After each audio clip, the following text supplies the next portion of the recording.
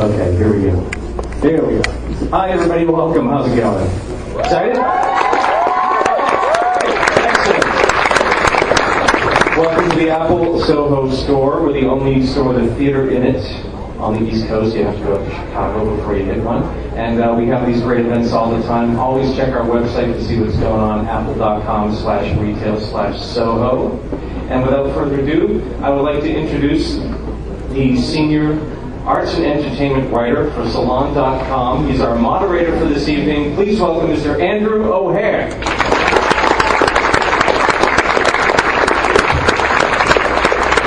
Hey, thanks guys for coming out. I think this is pretty exciting. I'm not going to take very much of your time, trust me. My name is Andrew O'Hare. I write for Salon. I write a daily film called Beyond the Multiplex. You can find that on the internet. You're definitely not here to listen to me talk, so let's get right to it. Our special guests tonight, you know who they are. One of them is the co-writer and co-producer of the film The X-Files. I want to believe his name is Frank Spotnitz. The other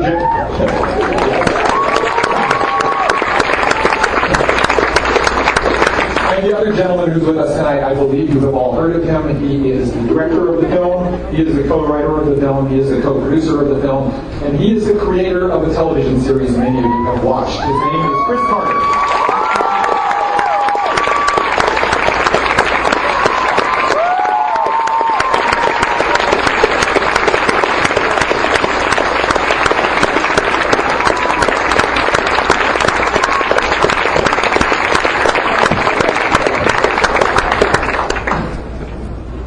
Chris and Frank, welcome. How are you guys tonight? Oh, great.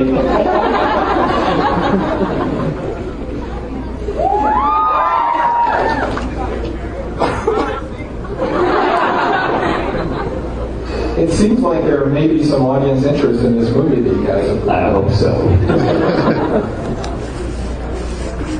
How's everything going? It's going well. I was just asked what it feels like to have the movie coming out in the theaters in a week, and I swear it feels like it will never happen.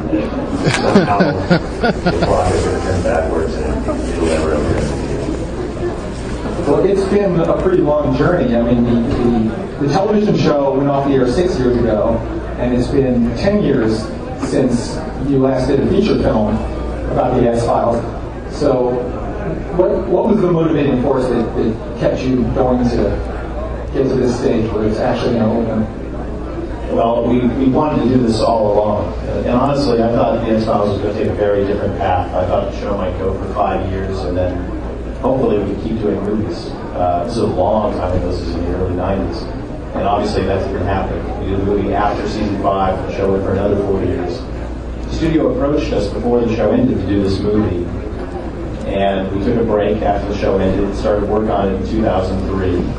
Worked out the story, pitched it to the studio. They said, great. We started making the deals, and then a legal dispute arose between Mr. Carter and the studio over the television series. And it stopped everything dead in its tracks for 4 years.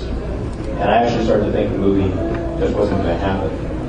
And then in January of last year, that dispute got settled, and practically the next day, we were back on. So it was not by any design that it took this long. It was accidental. Well, I think I speak for everyone in the room that we're excited to get to this point.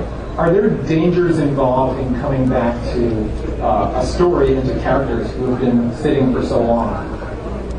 I don't know if there are dangers, but there's certain things you have to think about. And we did a standalone story because we wanted to make sure that people weren't having to catch up on the mythology, which it was a very popular part of the show. But for a crossover audience, which Fox was, they were very definite about wanting this to be more than just for the hardcore fans, even though they knew that's who we were really making it for. But that's the reason we were making it.